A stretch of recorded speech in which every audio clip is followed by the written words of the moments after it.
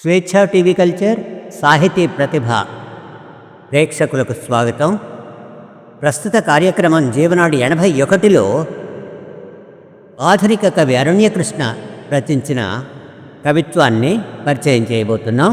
వ్యాఖ్యాత జీవన్. కవిని గురించిన వివరాలు క్లుప్తంగా. అరణ్యకృష్ణ అసలు పేరు కనకదండి శ్రీనివాస కృష్ణమూర్తి. స్వస్థలం గుంటూరు, ప్రస్తుత నివాసం హైదరాబాద్. విప్లవ పౌర హక్కుల ఉద్యమాలతో స్ఫూర్తి పొందిన ఈ కవి 1988 నుండి కవిత్వం రాస్తూ 1994లో తన మొదటి కవిత్వ సంపుటి నెత్తురోడుతున్న పదచిత్రం ప్రచురించాడు. మరలా 2016లో తన రెండవ కవిత్వ సంపుటి కవిత్వంలో ఉన్నంతసేపు తీసుకొచ్చాడు.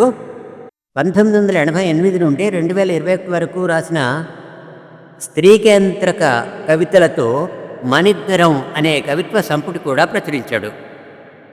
తెలుగులో తొలి ఆధునిక ఫెమినిస్ట్గా పేరొందిన సావిత్రి గారి జీవితాన్ని, సాహిత్యాన్ని ఒకచోట చేర్చి 1992లో ఆమె అస్తమించలేదని అనే స్మృతి సంచికకు సంపాదకత్వం వహించాడు.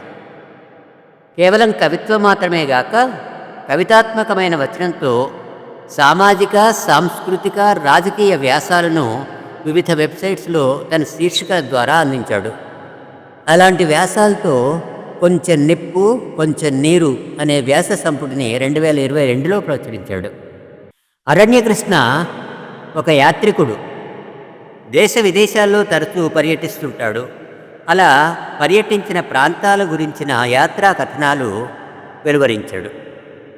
ఇంతేకాకుండా సినిమా సమీక్షలు, సాహిత్య వ్యాసాలు కూడా రాస్తూ ఉంటాడు. ఇక ఆయన కవిత్వం విషయంలోకి వస్తే, నేను పారేసే ప్లాస్టిక్ టీ కప్పు కోసం రైలుతో పాటు కిటికీ పక్కన పరిగెత్తే అనాథ కుర్రాడు ఓ ఆకలి గేయంలా నా వెంటబడతాడు అనే కవితావాక్యాలు తొలిసారిగా 1989లో విన్నప్పుడు ఎవరి కవి అంటూ విస్తుపోతూ చూసింది తెలుగు సాహితీలోకం. వినూత్నమైన ప్రతీకలతో, శక్తివంతమైన అభివ్యక్తితో ముందుకొచ్చిన ఈ యువ కవిని మనసారా అభినందించాం. అప్పటి నుంచి దశాబ్దికి పైగానే ఈ కవితో ప్రజారచయితల సమాఖ్యలో కలిసి నడిచాం.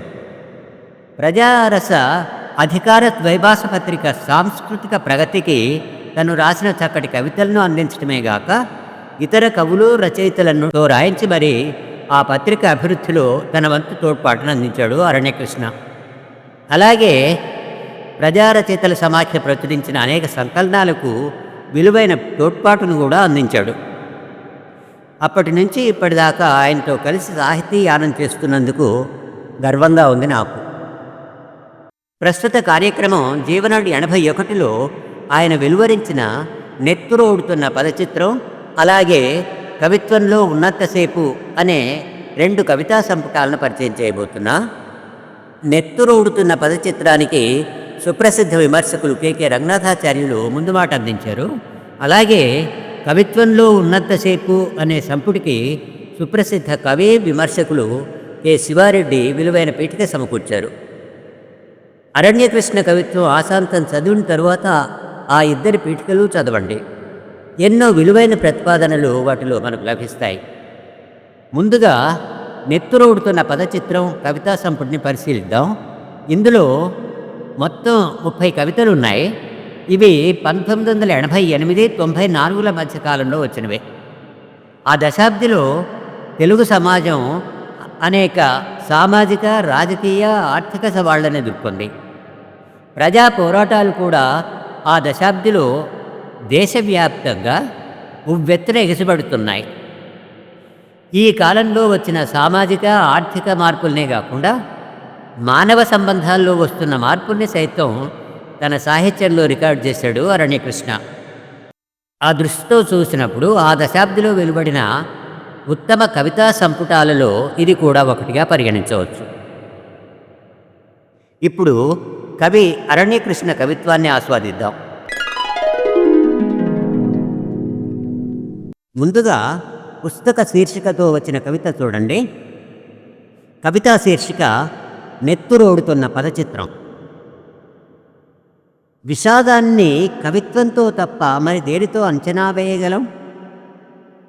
నేను పారేసే ప్లాస్టిక్ టీ కప్పు కోసం రైలుతో పాటు కిటికీ పక్కన పరిగెత్తే అనాథ కుర్రాడు ఓ ఆకలిగేయంలా నా వెంటబడతాడు. మంచినీళ్ల గ్లాసులు అందిస్తూ ఇరానీ హోటళ్లలో, న్యూస్ పేపర్లు అమ్ముకుంటూ క్రాస్ రోడ్లలో దగ్ధమైపోతున్న శైశవ గీతాలే కనిపిస్తాయి. ముక్కలైపోతున్న ఓ బాల్య కవిత చెత్త కుండీలో గాజు పెంకుల మధ్య రొట్టె ముక్కల్ని ఏరుకుంటూ ఉంటుంది. హ్యాబిట్స్ సర్కిల్లో బూట్ పాలిష్ కుర్రాళ్ళు గులాబీ కోటు ముళ్ళకి చిక్కుకొని గాయపడ్డ గీతాల్లా వేలాడుతుంటారు. సికింద్రాబాద్ సెంట్రల్ ఎదురుగా పేవ్మెంట్ల మీద స్వదేశంలోనే శరణార్థుల్లాంటి పిల్లల మందలు ఈ దేశంలో జనన మరణాల చట్టబద్ధతని వికృతంగా గానం చేసే అవక్ర గేయాల్లా కనిపిస్తారు. పసివాసన బదలని దగాపడ్డ గీతాలే మనం నీలరంగు బెడ్రూముల్లో మెత్తటి పరుపుల మీద బొక్కాబోర్లా పడి దొర్లుతున్నప్పుడు చలిలో పాల పాకెట్లతో వచ్చి మనల్ని నిద్రలేపుతాయి. రాత్రి నిద్రబద్ధకం మీద మనం వేడివేడి ఛాయ్ పోసే వేళకు మడతలు పెట్టిన విషాద వార్తాపత్రికల్లా తమని తాము విసిరేసుకుంటూ ఉంటాయి. పసితనపు వెన్నుపూసల్ని ఇస్త్రీ బళ్ల మీద దుప్పట్లుగా పరిచి తెగిపడ్డ పావురం రెక్కల్లాంటి చేతులతో బట్టల్ని ఇస్త్రీ చేసి మనల్ని దర్జావంతుల్ని చేస్తాయి. మన బూట్ల కోసం బాల్యాన్ని పేస్టుగా మార్చి పాలిష్ చేసి మన హోదా పెంచుతాయి. మన వినోదం కోసం రోడ్డు పక్కన గారడీ ప్రదర్శనల్లో నెత్తురు కక్కుకుంటూ గిలగిలా కొట్టుకుంటూ ఉంటాయి. దొమ్మరి ఆటల్లో టైట్ రోప్ మీద అస్తిత్వపు అనిశ్చితత్వాన్ని ఉత్కంఠగా ప్రదర్శిస్తాయి. బాల్యానికి మనుగడ ప్రశ్నార్థకమై పోరాటమై జీవన్మరణమైనందుకు బాల్యం అమ్మకపు సరుకై మనకు నిత్యావసర వస్తువైంది.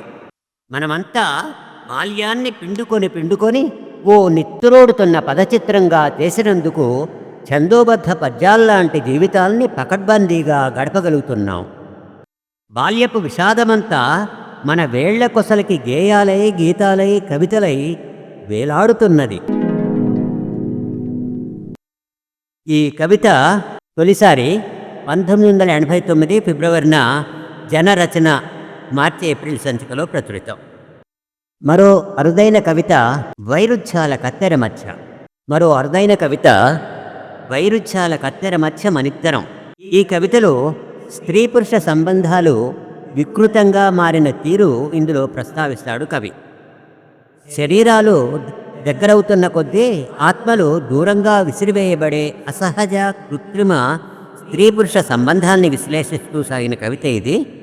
వినండి. వైరుధ్యాల కత్తెర మధ్య మనిద్దరం. అందులోని కొన్ని కవితా పాదాలు ఇలా సాగుతాయి. నిన్ను వాస్తవంగా నిరాకరించి రూపరహిత ఆకృతిగా నా అక్షరాల్లో తీర్చిదిద్ది నేను సున్నిత భావుకుణ్ణని మురిసిపోయాను. నేను నీ గురించి బూతుగా కలలుగన్నా భావుకంగా ఊహాలోకాల్లో విహరించిన రెండో ఒకటే నీ అస్తిత్వం నాకు నిజం కాదు. కానీ నీకు నువ్వు వాస్తవానివే కదా. నీ ఇంద్రియ సంచలనం నీకు నిజమే కదా. నీ కోరికలు నా ఊహల్ని ప్రశ్నించినప్పుడు, నీ నిబ్బరం నా ఆధిక్యాన్ని చిన్నాభిన్నం చేసినప్పుడు నువ్వు పాషాణానివనే నిందిస్తాను, రకరకాల సామెతలతో అవమానిస్తాను. మనిద్దరి మనోకక్ష్యల మధ్య దూరం జీవితం కంటే పొడుగైంది. భిన్న హృదయగోళాలకు చెందిన మనిద్దరం సంసారం సాలెగూట్లో చిక్కుబడి అసహజంగా ఏకమవుతాం. మన శరీరాలు దగ్గరవుతున్న కొద్దీ మన ఆత్మలు దూరంగా విసిరేయబడతాయి. నా మునివేళ్ళు నీ శరీరాన్ని తాకినప్పుడు కండరాల రాతిపూల గరుకు స్పర్శ తప్ప సున్నితమైన ప్రేమ తడి అంటదు. అసలు నేను నీ కడుపులో పిండంగా కదిలాడినప్పుడు తప్ప మనిద్దరం సహజంగా ఏకమైందెప్పుడని? సామ్రాజ్యవాద దేశాలు తృతీయ ప్రపంచ దేశాలకు మిగిల్చే విధ్వంసాన్ని అద్భుతంగా దృశ్యమానం చేసిన కవిత శిలువ మీది ఆర్తనాదమా. ఇది భోపాల్లో యూనియన్ కార్బైడ్ విధ్వంసాన్నే మనకు కళ్ళకు కడుతుంది. ఇప్పటికీ ఆ విధ్వంసం మిగిల్చిన ఆనవాళ్లు మనకు కనబడుతూనే ఉన్నాయి. డిసెంబర్ 3, 1984న భోపాల్లో అమెరికాకు చెందిన బహుళజాతి సంస్థ యూనియన్ కార్బైడ్ నుండి ప్రాణాంతక గ్యాస్ లీక్ అయి మొత్తం 16,000 మంది చనిపోగా 5 లక్షల మంది పైగా తీవ్ర అనారోగ్య సమస్యలకు గురయ్యారు. ఇదంతా కేవలం ప్రమాదమట. ఈ ఘటన జరిగిన 5 ఏళ్ల తరువాత బాధితులకి ఏ రకమైన న్యాయం జరగలేదని రాసిన కవిత ఇది. కవితా శీర్షిక శిలువ మీది ఆర్తనాదమా. భోపాల్ అంకుల్ శామ్కి యాస్ప్రేగా మారిన కాంక్రీట్ వనమా, నీ మీద ఇంపీరియలిస్ట్ గద్దల అత్యాచారానికి 5 ఏళ్ళు, నీ శాపగ్రస్త జీవితానికి 5 ఏళ్ళు, నీ అష్టావక్ర బాల్యానికి 5 ఏళ్ళు. భోపాల్ అర్ధరాత్రి గ్రీష్మానికి వసంతాల్ని కోల్పోయిన పూలతోట. మృత్యుబేహారులు నీకు న్యాయస్థానాల్లో సమాధులు కట్టబోతున్నారు. నీ గొంతు పిసికిన చేతులే నీ మీద పుష్పగుచ్చాలు పెడుతున్నాయి.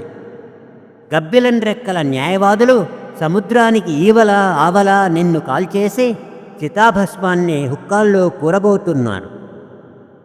ఎర్ర జులపాల మిలాదులు, నల్లటి బట్టతలల యువరానర్లు నీకు నిర్లక్ష్యంగా శ్రద్ధాంజలి ఘటిస్తున్నారు.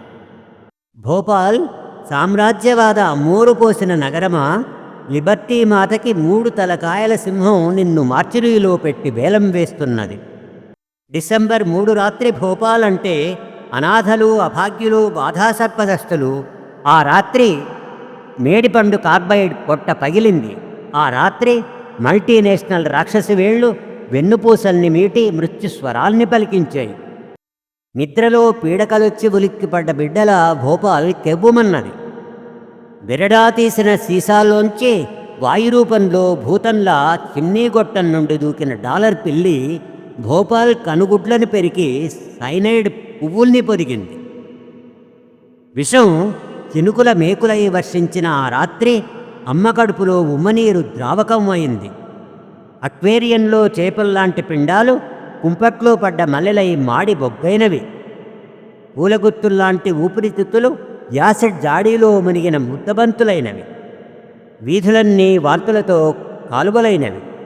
దగ్గి దగ్గి నెత్తురు బొడగలేసిన నోళ్లతో శవాలు చిందరవందరగా పడ్డప్పుడు చౌరస్తాల్లో ట్రాఫిక్ జామ్ అయింది. తెల్లవారేసరికి భోపాల్ చెరచబడ్డ పసిపాపలా పడి ఉన్నది. అంతర్జాతీయ రాబందుల కోసం దళారి నక్కలు అమర్చిన విందు భోజనపు బల్లాయింది. డిసెంబర్ 3 రాత్రి భోపాల్ అంటే దుర్ఘటన కాదు, దురదృష్టమో కాదు. నెత్తిమీద వేలాడే కత్తి నెత్తిమీద పడటం ప్రమాదం కాదు. పక్కలో పడుకున్న పెద్ద పులి పంజా విసరటం యాదృచ్ఛికం కాదు. కాలుష్యం జీవితానికి చావునీడై పరిసరాల మీద మోహరించటం అనివార్యం కాదు. అదంతా కుట్ర. గాలిలో ఆక్సిజన్ డాలర్లకు, రూబుళ్లకు, ఫ్రాంకులకు తాకట్టు పెట్టే స్వజాతి నేరస్తులతో బహుళజాతి షరాబులు చేసిన కుట్ర. వాళ్లకు నష్టపరిహారాల చెల్లింపు పెట్టుబడిలో భాగమైనప్పుడు మారణకాండలు మిగిల్చేవి గణాంక వివరాలే. భోపాల్, నా నేలతల్లి రోగిష్టి బిడ్డ, నీ గుండెల మీద డైనోసరస్సులు చిందులేసింది వీళ్ళే. నీ గాయాలకు బ్యాండేజీలు కట్టిన చేతులకు సంకెళ్ళు వేసింది వీళ్ళే. నీకోసం కదిలిన కాళ్ల మీద లాఠీచార్జీలు చేసింది వీళ్ళే. తెర వెనకాల న్యాయ నిర్ణేతలైన హంతకులు కూడా వీళ్ళే. వీళ్ళిప్పుడు విశాఖ సముద్రం ఒడ్డున గుడారాలు వేస్తున్నారు. పఠాన్ చెరువు కార్మికవాడల మీద చిమ్నీలు ముట్టిస్తున్నారు. బలియాపాల్ తల నరికిన నెత్తుడితో అణిశుద్ధి చేస్తున్నారు. నాగార్జున సాగర్ నీటి తరగలగుండా చెర్నోబిల్ విషాదాన్ని పంట పొలాల్లోకి సరఫరా చేస్తున్నారు. భోపాల్, శిలువ మీద ఆర్తనాదమా, నీ ఆక్రందనలు మా గుండెల్లో అణుకంపనలు పుట్టించాయి. ఈ మట్టిలో మిగిలిన పత్రహరితం మీద ఆన మా చుట్టూ కరడుగట్టిన ఆమ్లపు తెరల్ని తగలబెడతావు. సెలయేళ్లకి, అడవులకి, జలపాతాలకి, సమస్త ప్రకృతి సౌరభాలకి మా ఊపిరి తీగలతో కంచెగడతాం. వడగళ్ళని వర్షబిందువుల్ని ఇంద్రధనస్సుల్ని రేపటి బాల్యానికి మా కానుకగా మిగుల్చుతాం. సహజ మరణం కోసం వీర మరణాల్ని ఆహ్వానించాల్సినది ఈ తరుణంలో జీవితాన్ని మృత్యువై శాసిస్తున్న అనాగరిక విజ్ఞానాన్ని నిరాకరిస్తున్నాం. గత దశాబ్ది కాలంలో వచ్చిన ఉత్తమ కవితా ఖండికల్లో ఒకటిగా ప్రొఫెసర్ కె రంగనాథాచార్యులచే మెప్పు పొందిన కవిత మెహబూబ్ కి మెహందీ. ఇది ముంబై రెడ్ లైట్ ఏరియాలోని వేశ్యల జీవిత చిత్రణ. కడుపు దహించుకుపోయే కడుపు కత్తె రాక్షసరతిలో అర్ధనిమీలిత నేత్రాల బాధల పాటల పల్లవి అనే శ్రీశ్రీ కవితావాక్యాలని ఈ కవిత గుర్తు చేస్తుంది. వినండి. మెహబూబ్ కి మెహందీ. కవితా శీర్షిక మెహబూబ్ కి మెహందీ. ఎందరికో శరీరాన్ని అతికించి కండరాలతో కండరాల్ని ముడేసి తెగేంతవరకు మీటబడ్డ ఫిడేల్ తీగల్లా నరాల్ని తెంపుకొని ఆమె అరిగిపోయిన అవయవాల సమూహానికి బట్టలు తొడిగినట్టుంటుంది. వంతెన పక్కన వీధి దీపం క్రీనీడలో అనుభూతుల పక్షులు ఎగిరిపోయిన ఆమె దేహం ఎండిపోయిన చెట్టులా కదలాడుతుంటుంది. ఒక దరహాసం ఆసక్తి కనబడని గోడకి వేలాడుతున్న బూజుపట్టిన పాత ఫోటో ఫ్రేమ్ లాంటి ముఖానికి పౌడరద్ది లిప్స్టిక్ పూసి ఆర్తిలేని స్పర్శ కోసం ఆహ్వానిస్తుంది. అద్దె సైకిల్ని నడిపినట్లు ఆమెను రెస్టారెంటుకో సినిమా హాలుకో తిప్పొచ్చు. మడత మంచాల లాడ్జింగుల్లోనూ బ్రహ్మచారి గదుల్లోనూ చలివేంద్రంలో మంచినీళ్లు తాగినంత ఆత్రంగా శరీర దాహాన్ని ఆమెతో తీర్చుకోవచ్చు. అంతా బహిరంగమైన జీవితంలో ఆమె ఒంటరి. పంజరానికి అలవాటు పడ్డ చిలకల తిరిగి పంజరానికే చేరుకుంటుంది. ఆ పంజరాల వీధిలో ఏ క్రీస్తు నడవడు లాఠీల నుండి మర్యాదస్తులు విసిరే రాళ్ల నుండి ఆమెను రక్షించటానికి. ఆ వీధిలో బాల్యానికి అమ్మా నాన్న ఆటలు తెలియవు. ఆ పంజరాల్లో ఉయ్యాలకి మంచానికి వయసులో వ్యత్యాసం తక్కువ. ఏ జుగుప్సకి పులకింతకి గురుకాని ఆమె శరీరం ఆమెది కాదు. ఎవడైనా బ్రహ్మజముడు పొదలా మీద పడి ఆమెని గోరింటాకులా రాసుకొని కోర్కె పండిన తరువాత ఎండు గోరింటాకులా దులుపుకుంటాడు. ఆమె ఆకలిని అవసరాన్ని అలంకరణలతో కలగలిపి శరీరాన్ని మళ్ళీ తడి గోరింటాకు చేస్తుంది. బ్లాటింగ్ కాగితంలా మురికి రోగాల్ని పీల్చి పీల్చి శాండ్ పేపర్లా గరుకుగా ఎండిపోయి పిడకలు రాలిన గోడల మీది మరకల్లాంటి మచ్చలతో శరీరం శిథిలమైనప్పుడు ఆమె పంజరం నుండి కూడా గెంటబడుతుంది. ముజ్రా ఖవాలీ కళాత్మక గాన నేపథ్యంలో గోరింటాకు పండిన అరిచేయిలాంటి నెత్తుటి నోటితో ఆమె ఆ వీధిలోనే కృషించిపోతుంది. ఆ వీధి ఇంకా ఇంకా విస్తరిస్తూనే ఉంటుంది. ఈ కవిత తొలిసారిగా ఆంధ్రజ్యోతి వారపత్రిక 11 మే 1990 ప్రచురితం. ప్రజల మధ్య మత విద్వేషాలు రగిల్చి కొందరు స్వార్థపరులు సామాజిక జీవితాన్ని ఎంతగా కలుషితం చేస్తారో తెలియజేసే కవిత 2 కళ్ళ మధ్య నెత్తుటి నామం. ఇందులోనే కొన్ని కవితా పాదాలు మాత్రం వేస్తున్నాం. ఎవరది మా మసీదుల పావురాయి గూళ్ళల్లోకి పాముల్ని తోలుతున్నది? మా మహంకాళి బోనాల్లోకి తేళ్లని దారంగట్టి వదులుతున్నది? ఎవరు బాబు ఎవరది మా ఏక్మే దో ఛాయ్లోకి ఎండ్రన్సెళ్తున్నది? ఎవరు బాబు ఎవరది మా ఏక్మే దో ఛాయ్లోకి ఎండ్రిన్ చల్లుతున్నది? జమానాల నుండి మంచి చెడుల్ని కలబోసుకున్న మా అరుగుల మీద పల్లేర్లని చెడలతో చెరుగుతున్నది? చెప్పండి నాయనా, ఎవరెందుకు మా ఇరుకిరుకు గల్లీల్లోకి 400 దోస్తానా గోడల్ని కూల్చేస్తున్నది? హింస మాది కాదు, కానీ గాయాలు మావే, కలహాలు మావి కావు, కానీ కల్లోలమైపోయింది మేమే. ఇంత హింసాత్మక వాస్తవికతలోనే చిన్న ప్రశ్న వేసుకుంటున్నాం. ఇవాళ మా వీధుల్లో నెత్తురు చీము ప్రవహిస్తున్నాయి. నెత్తురు ప్రజలది, మరి చీము ఎవరిది? ఈ కవిత తొలిసారిగా సాంస్కృతిక ప్రగతి ద్వైమాస పత్రిక ఫిబ్రవరి మార్చి సంచిక 1991లో ప్రచురితం. కొంతమంది అమర సాహితీవేత్తలను, వీర కిశోరాలను స్మరించుకుంటూ అరణ్యకృష్ణ కవిత్వంతో కరచాలనం చేస్తాడు. వినండి అటువంటి కొన్ని కవితా ఖండికలు. ముందుగా చెరబండరాజును స్మరించుకుంటూ ఆయన ఈ కవిత చెప్పాడు. కవిత శీర్షిక సూర్యుడి మీద వెలుగు చిమ్మిన వీరుణ్ణి స్మరించుకుంటున్నా. అంపశయ్య మీద నుండి నువ్వు రాల్చిన ప్రతి నెత్తుటి బొట్టు చిత్తడి చిత్తడిగా తగులుతూనే ఉంది. పరిశోధన కోసం పంపిన నీ కాళ్ల కింది మట్టి రేణువులన్నీ పోలీస్ లెబొరేటరీల నుండి నీ దేహ విద్యుత్ ప్రకంపనల్ని నిత్యం ప్రసారం చేస్తూనే ఉన్నాయి. ఖండించబడిన నీ ముంజేయి కలాలుగా చీలిపోయి మా చేతుల్లో ఇమిడిపోతున్నది.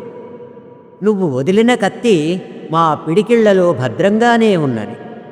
నువ్వెక్కి వాగ్మూలమిచ్చిన బోనులోనే నిలబడి మేము అరుస్తున్నాం. ఒండ్లు విశాలమైపోతున్నాయి, న్యాయస్థానాలు ఇరుకైపోతున్నాయి, జైళ్ళు పగిలిపోతున్నాయి. ప్రజలందరూ నిందితులుగా గుర్తించబడుతున్నారు. జడ్జీలందరూ ఖాకీ రంగు యూనిఫామ్ తొడుక్కుంటున్నారు. రైతు కొడవలికి ఆనందంగా తలవంచిన పంటచేలని బాయనెట్లు నరుకుతున్నాయి. సూర్యోదయం కాకముందే ఎన్కౌంటర్ నెత్తుటి వెలుగుల్లో పొద్దుతిరుగుడు పూలు దిగ్భ్రాంతిగా విచ్చుకుంటున్నాయి. తొలికోళ్ళు తల్లుల గర్భశోకాల్ని కూస్తున్నాయి. నేల అణువణువు నీ అక్షరాల అడుగుల కోసం తపిస్తున్నది. ఒక్కో అవయవాన్ని త్యాగం చేస్తూ ఆలోచనలకు మాంసకండరాల్ని చేర్చావు. కలాల్లో రక్తమై ఇమిడిపోయావు. చెరబండరాజు, రక్తాక్షరాలు చల్లుకుంటూ నిన్ను నాటుకుంటూ పోతున్నావు. ఈ కవిత రచన జూలై 1992. అలిశెట్టి ప్రభాకర్ను ఆవాహన చేసుకుంటూ మరో స్మృతి గీతం రాస్తాడు అరణ్యకృష్ణ. ఆ స్మృతి గీతం ఇలా సాగుతుంది. కవితా శీర్షిక ప్రభాకరుడా. ఒక అతిథిలా లోకంలోకి వచ్చావు, తోడుగా పాటల్ని వెంట తెచ్చుకున్నావు. ఇక్కడ ఒక్కొక్కరు ఒక్కో శ్మశానం, లోపల కుళ్ళిన ఆలోచనల శవాలు తిరుగుతుంటాయి. నాలుక చెతి మీద మాటల కపాలాలు పేలిపోతుంటాయి. బతుకు పాడె మీద రూపాయిల పూలు రాలుతుంటాయి. అయినా ప్రభాకరుడా, నువ్వు పాటలు పాడావు. ఇంకా మాటలు రాని శిశువులకి శవాల భాష సోకకుండా మహోజ్వల కవితాగానం చేశావు. ఒక అతిథిలా లోకంలోకి వచ్చావు, తోడుగా రంగుల్ని వెంట తెచ్చుకున్నావు. ఇక్కడ ఒక్కొక్కరు ఒక్కో చీకటి ఖగోళం, అంచులు అరిగిపోయిన వేళ్లతో లోపరి అంధకారంలో ఏదో తడుముకుంటారు. రక్తస్పర్శ ఆనవాలు పట్టలేని రాతి శరీరాలతో గుడ్డి మైథునాల కోసం వెంపర్లాడుతుంటారు. అన్నీ ఉబ్బులేసిన కళ్ళు ఏ ఒక్కరి కనుపాప మీద మరొకరి హృదయం ప్రతిబింబించదు. అయినా ప్రభాకరుడా, ఇంకా తెరుచుకోని చిన్నారుల కళ్ళ కోసం నువ్వు సప్త వర్ణాలు సృజించావు. ఒక అతిథిలా లోకంలోకి వచ్చావు, తోడుగా కలల్ని వెంట తెచ్చుకున్నావు. ఇక్కడ ఒక్కొక్కరో ఒక్కో మహాశూన్యం, కదలికలేని ఉనికి మీద తేదీల నాచు పెరుగుతుంది. సృజనాత్మక దృశ్యం కరువైన హృదయం మీద జీవితమే వీడకలై ప్రతిఫలిస్తుంది. చివరికి ఏదో పద్ధతిలో చచ్చిపోవటమే పరమార్థమైన మనుగడ మీద ఏ విత్తనము విస్ఫోటించదు. అయినా ప్రభాకరుడా, స్వప్న రాహిత్యంలోకి ఇంకా ప్రవేశించని పసివాళ్ల కోసం నువ్వు అందమైన కలల్ని నిర్మించావు. ఒక అతిథిలా లోకంలోకి వచ్చావు, వెళ్ళిపోతూ పాటల్ని, రంగుల్ని, కలల్ని వెదజల్లిపోయావు. ఈ కవిత రచనాకాలం 20 జనవరి 1993. తొలిసారిగా విద్యార్థి తిరుగుబాటు మే 1993లో ప్రచురితం. దేశమాత విముక్తి కోసం చిరునవ్వుతో ఉరికొయ్యను ముద్దాడిన భగత్ సింగ్ను స్మరిస్తూ మరో స్మృతి గీతం అందించాడు అరణ్యకృష్ణ. ఆ స్మృతి గీతం భగత్ సింగ్ని ఆహ్వానిస్తూ, పీడకలలతో ఉలిక్కిపడే వాళ్ల కోసం ఒక సుదూర స్వప్నం నుండి పరిమళాలు తెచ్చి మాయమైపోయిన స్వాప్నికుడా వెంటనే వచ్చేయి. చెట్ల చాటున, కాలువ గట్ల పక్కన అభాగ్యురాళ్లైన తల్లులు శిశువుల్ని పొత్తిళ్లలో వదిలేస్తున్నారు. మాతృవక్షాన్ని మృదువుగా తన్నే లేలేత పాదాల్లో తుమ్మముళ్ళు దిగబడుతున్నాయి. అనాథ శిశువులు అమ్మ పాలిండ్ల లాంటి నీ చిటికెన వేలు కోసం చూస్తున్నారు. నువ్వు రావాలి. వాళ్ళ బోసి నోళ్లల్లోకి అమృతాన్ని పోయాలి. వాళ్ళ చిరునవ్వుల్ని పడగల నీడల నుండి రక్షించాలి. పసిబాళ్లకి రాళ్ళు విసరడం నేర్పించే వ్యవస్థ దాలు పగలగొట్టించాలి. రాళ్ళు సిద్ధంగా ఉన్నాయి, వెంటనే వచ్చాయి. ఫ్యాక్టరీ గేటు ఊచలకి కార్మికుడి నెత్తురు పూస్తున్నారు. చిమ్నీ గొట్టాల నుండి కార్మికుడి ఊపిరి వదులుతున్నారు. బాయిలర్లలో చెమటని ఉడికిస్తున్నారు. ఖాళీ కంచాల్లో కార్మికుడి కుటుంబం సొమ్మసిల్లిపోతుంది. నువ్వు రావాలి. మరల్ని బిగించి కుండ్లైపోయిన చేతులకి నవనీతం రాయాలి. చల్లబడ్డ శరీరాల్లో నిప్పు రాజుకోవాలి. సమ్మెకట్టి వీధిరపడ్డ వాళ్ల ఊరేగింపుల్లో నువ్వు అగ్రభాగాన జెండా పట్టుకు నడవాలి. నినాదాలు, జెండాలు సిద్ధంగా ఉన్నాయి, వెంటనే వచ్చే. పొలాల్లో ఆకలి పండుతున్నది. వరికంకుల మీద వలస వచ్చిన డేగలు వాలుతున్నాయి. వడ్లగించవలిచి చూస్తే పురుగులు రాలుతున్నాయి. మార్కెట్లో రైతు జీవితం ఘాట్పడిపోతున్నది. నువ్వు రావాలి. తొలకరి మబ్బు చూసిన ఆనందం రైతు ముఖం మీదికి రావాలి. గిర్రున వడిసెల తిప్పి విసిరే ఊపు రావాలి. ఎలుకల్ని గోతులోకి తోలి నిప్పు పెట్టే ఉత్సాహం రావాలి. పొలంగట్టు మీద ఎర్రజెండా పాతే ధైర్యం రావాలి. పనిముట్లు పదులు తేలి ఉన్నాయి, వెంటనే వచ్చేయి. సామాన్యుల కీళ్లల్లో లాఠీలు తయారవుతున్నాయి. సామాన్యుల చర్మంతో తూటాలు ఉత్పత్తి అవుతున్నాయి. విస్తళ్లలో బూటు మరకలు పడుతున్నాయి. చూపుడు వేళ్లు తెగి బ్యాలెట్ బాక్సుల్లో రాలుతున్నాయి. పార్లమెంటు మురుగులో దేశం కొట్టుకుపోతున్నది. నువ్వు రావాలి. లాఠీలకు పోటీగా వెన్నెముకల్ని నుంచోబెట్టాలి. తూటాల్ని పిడికిళ్లతో గురిచూడాలి. ఎర్రపడ్డ కళ్ళు, పిడికిళ్ళు సిద్ధంగా ఉన్నాయి, వెంటనే వచ్చే. రోడ్ల మీద నడుస్తుంటే త్రిశూలాలు, పొట్టలు చీల్చేసిన శవాలు, పేవ్మెంట్ల మీద సొమ్మసిల్లిన అభాగ్యుల మెడకాయల మీద రథచక్రాల గుర్తులు కనబడతాయి. అందరూ నిర్బంధించబడతారు, ఒక్క నరహంతలు తప్ప. వీధులన్నీ నిర్మానుష్యమైపోతాయి, ఒక్క రథాలు, శవాలు తప్ప. నువ్వు రావాలి. జన్మభూములన్నింటినీ చదును చేసి విత్తనాలు చల్లాలి. రథాల్ని విరిచేసి నాగళ్ళు చేయాలి. రైళ్లల్లో, జంక్షన్లలో పేలబోయే బాంబుల్ని మరోసారి పార్లమెంటు, అసెంబ్లీల మీదకి విసరాలి, వెంటనే వచ్చి. గ్రామాల్లోకి పరిగెత్తితే పొలం గట్ల మీద గోనె సంచుల్లో శవాలు. దళితుడి ఆర్తనాదంలా మాలపల్లి చర్చి నెత్తిమీద గంటమోత. మేరీమాత చల్లని ఒడిలో ఓ ఏసోబు శవం. రచ్చబండలన్నీ శంభూకుల రక్తంతో తడిసిపోతున్నాయి. రామబాణాలన్నీ పోలీసు తుపాకులవుతున్నాయి. దళితుడి చర్మంతో బుల్లెట్ ప్రూఫ్ జాకెట్లు తయారవుతున్నాయి. నువ్వు రావాలి. కులాల చర్మం వలిచి చుండూరు చెప్పులు తొడుక్కోవాలి. ఈ నేల విముక్తితో ప్రతీకారం పరిపూర్తి కావాలి, వెంటనే వచ్చే. పీడకలలతో ఉలిక్కిపడే వాళ్ల కోసం ఒక సుదూర స్వప్నం నుండి పరిమళాలు తెచ్చి మాయమైపోయిన స్వాప్నికుడా, వెంటనే వచ్చేయి. ఈ కవిత రచన జనవరి 1994.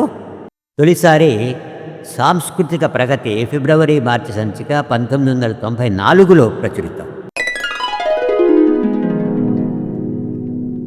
ఆఫ్రికా ఖండంలో అపారంగా విలువైన ఖనిజ సంపదలుంటాయి. కానీ సామ్రాజ్యవాదుల దోపిడీతో అది ఆకలి ఖండంగా మారిపోయింది. దీనిని దృశ్యమానం చేస్తూ రాసిందే సోమాలియా అనే కవితా ఖండిక. వినండి. కవితా శీర్షిక సోమాలియా. ఆకలి పుండు కొరుక్కు తిన్న విశ్వ మానవదేహం శిరస్సు మీద అయాచిత రాబందు కిరీటం. గుక్కపట్టిన పసిపాపల నోట్లో చొంగకూడా ఎండిన క్షామం. వట్టిపోయిన స్తనాల్ని మోస్తూ అలమటించే తల్లులు దాహం తీర్చలేని అవిశ్రాంత దుఃఖ ప్రవాహం. భూమి ఇప్పుడు ఒక గోళం కాదు, ఉర్రే ఆకారాన్ని సంతరించుకుంది. దాని కళ్ళకంతంలోంచి కళేబరాలు రాలుతున్నాయి. ఒక నేల మొత్తం బూజుపట్టిన అన్నం కుండలా మారిపోయింది. దాని తెల్లటి విషం పొడల మీద మనుషులు చీమల్లా పాకుతున్నారు. పసిపిల్లలు పుస్తకాల సంచిలో తూటాలు నింపుకెళ్ళి గుప్పెడు గోధుమ గింజల్ని జేబుల్లో పోసుకొస్తున్నారు. భూసారాన్ని పీల్చుకున్న ఈగిల్ లేబుళ్ల యూకలిప్టస్ చెట్లు సమాధుల మీద సిలువలుగా పనికొస్తున్నాయి. గడ్డి కుక్కిన దూడ మృతదేహాన్ని చూపిస్తూ ఆవుని లాక్కెళ్ళినట్లు వరి కంకుల్ని పట్టుకున్న గ్లౌస్ చేతులు శాంతి చిహ్నాల్ని చూపిస్తూ ఒక దేశాన్ని లాక్కెళ్తున్నాయి. జీవితం మొత్తం ఒక ఆకలి పీడిత కళ అయినందుకు స్తంభించిపోయిన కనుపాపల మీద పగటి కలలు ఇంకా సంచరిస్తూనే ఉంటాయి. ఒక దేశం కలగంటున్నది తన మేని మీద పంటచేలు విరగబడినవ్వినట్లు. ఒక రైతు కలగంటున్నాడు తాను పంట నూర్పించి ధాన్యం బళ్ళకెత్తిస్తున్నట్టు. ఒక గృహిణి కలగంటున్నది బిడ్డ జేబు నిండా తినుబండారాలు కూరి బడికి పంపినట్లు. ఒక పసివాడు కలగంటున్నాడు బడి ఎగ్గొట్టి తోటలో దొంగతనంగా కాయలు కోసుకు తిన్నట్టు.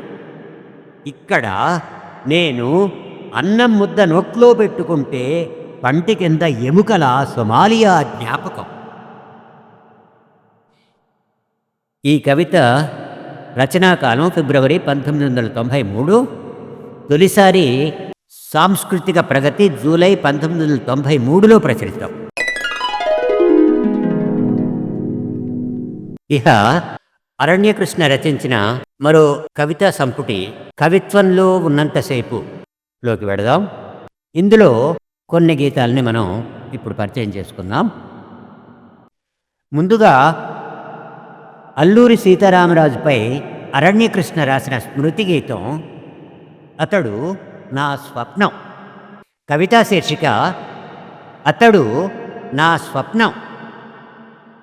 సముద్రాలు దాటొచ్చిన వ్యాపారం దేశాల్ని బానిస దేహాలు చేసి తన నౌకలకు తాళ్లతో కట్టి లాక్కెళ్లాలని చూస్తుంది.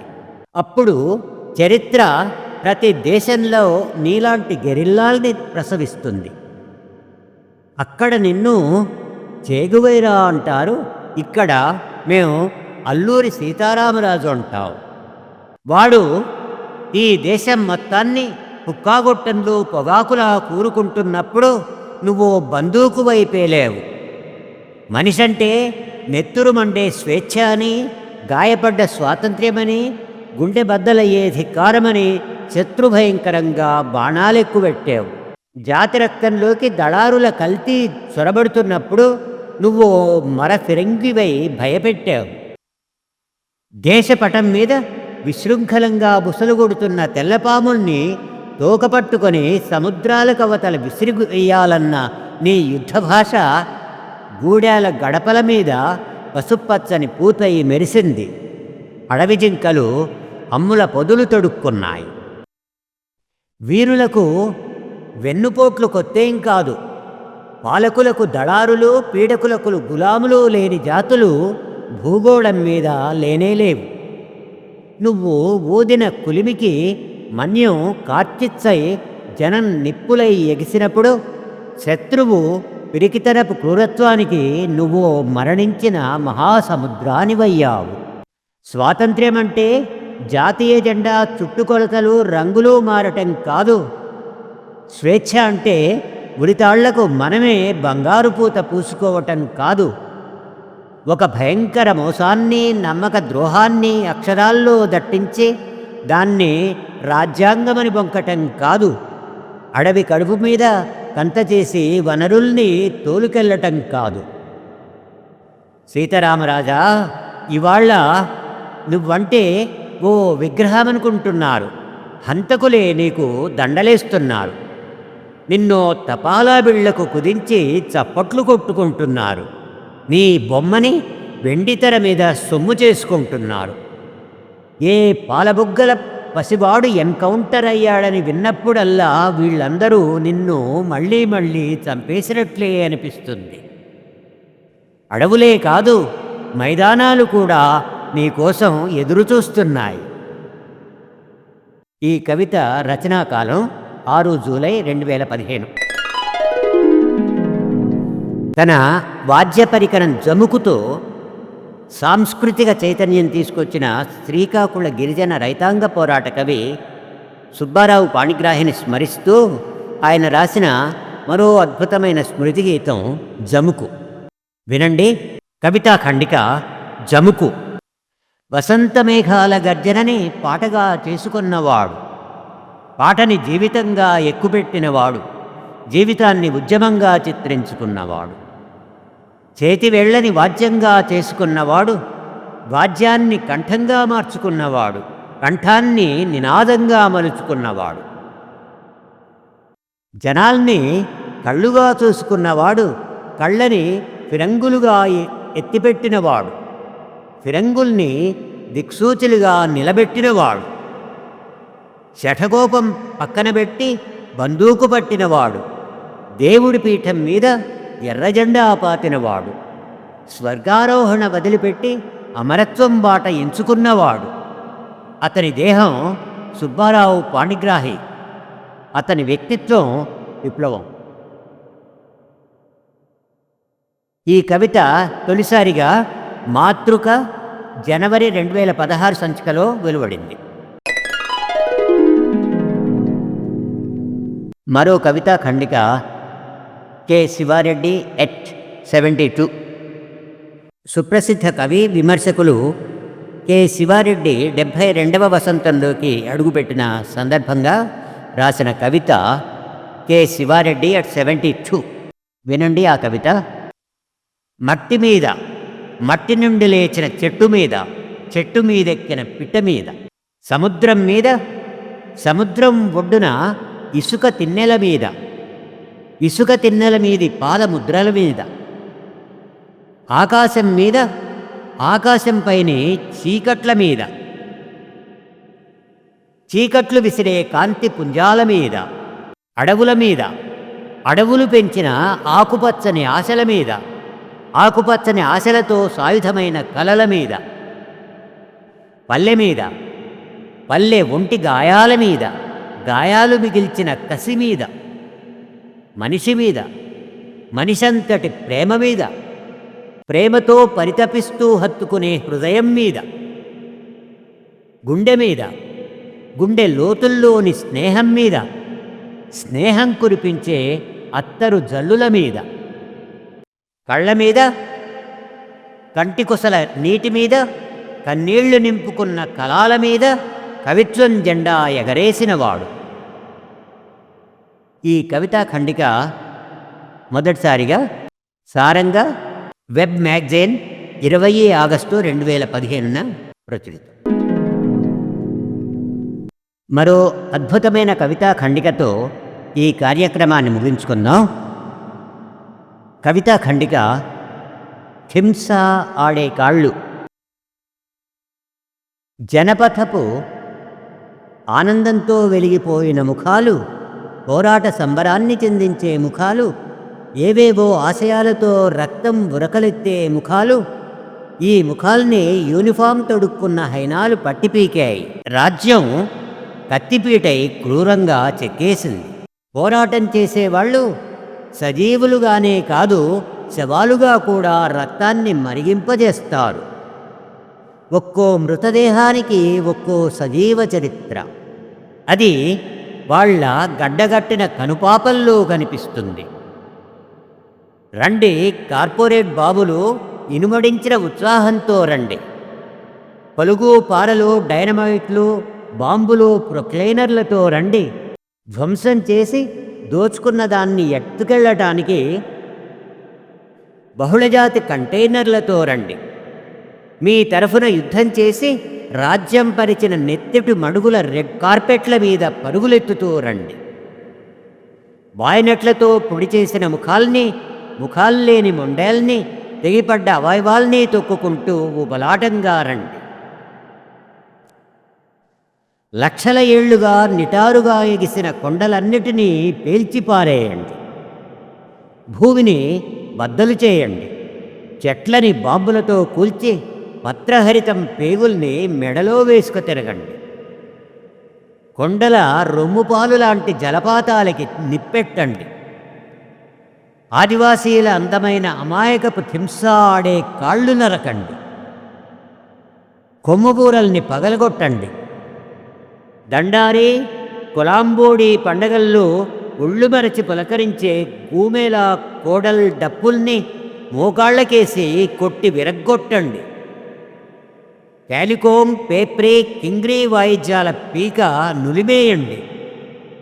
రేలపాటల గొంతుల్లో సీసం పోయండి. గోండు గుస్సాడి కిరీటాల్ని విరిచేసి నెమలి పించాల్ని తగలబెట్టండి. వాళ్ళ కాళ్ల గజ్జెల్లోని తుంగగడ్డల పూసల్ని చిందరవందరగా విసిరేయండి. గదబ గిరిజనుడి గుడిసె ముందున్న మట్టి అరుగు మీదే మొదటి గుణపం పోటేయండి. ఏ ప్రకృతి విలయం చేయలేని వినాశానికి పూనుకోండి. అడవినంతా ఓ కబేళాగా మార్చి నగరాల్లో ఫ్లైఓవర్లు, పబ్బులు, క్లబ్బులు, కాఫీ షాపులు కట్టుకోండి. ప్రకృతి సంపదని డబ్బు కట్టల్లోకి, విలాసాల్లోకి మార్చుకోవడమేగా నాగరికత అంటే. అడవి కడుపు కొల్లగొట్టి అక్కడి ఖనిజాల్ని బులియన్ మార్కెట్లలో షేర్లుగా అమ్ముకోవడమేగా పరిపాలన అంటే. దండయాత్రలు చేసేవాడు స్వదేశీయుడైతేనే, విదేశీయుడైతేనే. కానీ వీళ్ళు మాత్రం పుడుతూనే విల్లంబులు, బాణాలతో పుట్టిన వాళ్ళే. ఈ కవిత సారంగ వెబ్ మ్యాగజైన్లో 30 అక్టోబర్ 2016న ప్రచురితం. ఈ కార్యక్రమం ఇంతటితో సమాప్తం. వచ్చే వారం జీవనాడి 82లో ప్రముఖ కథకుడు జాతశ్రీ రచించిన ఆర్తారావం కథను ప్రసారం చేయబోతున్నాం. అంతవరకు సెలవు. మీ జీవన్. స్వేచ్ఛా టీవీ కల్చర్ ఛానల్లోని మా కార్యక్రమాలను లైక్ చేయండి, మీ మిత్రులకు షేర్ చేయండి. మీ అభిప్రాయం కామెంట్ రూపంలో మాతో పంచుకోండి. స్వేచ్ఛా టీవీ కల్చర్ సబ్స్క్రైబ్ చేయటం మరవకండి.